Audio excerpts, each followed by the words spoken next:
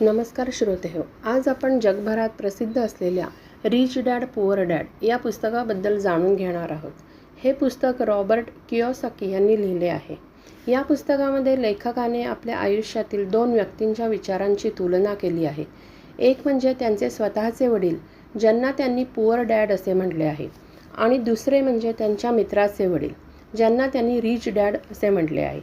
Poor dad खूप शिकलेले होते, चांगली नोकरी करत होते, पण तरीही पैशांच्या अडचणीत होते.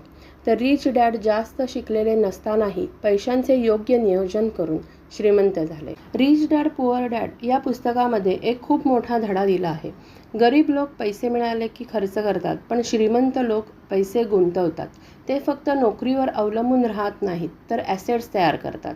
म्हणूनच लेखक म्हणतात, don't work for money, make money work for you.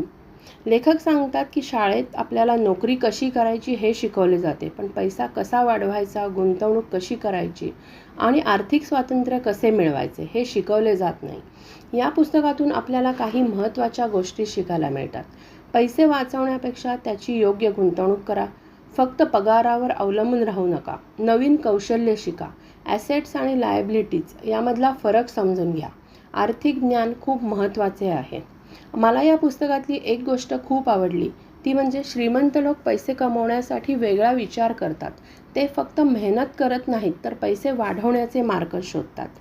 हे पुस्तक फक्त पैशांबद्दल नाही, तर विचार करण्याची पद्धत बदलणारे पुस्तक आहे. जर तुम्हाला तुमचे फ्युचर फायनान्शियली स्ट्रॉंग करायचे असेल, तर हे पुस्तक नक्की वाचा. धन्यवाद. पुन्हा भेटूया एका नवीन पुस्तकासोबत.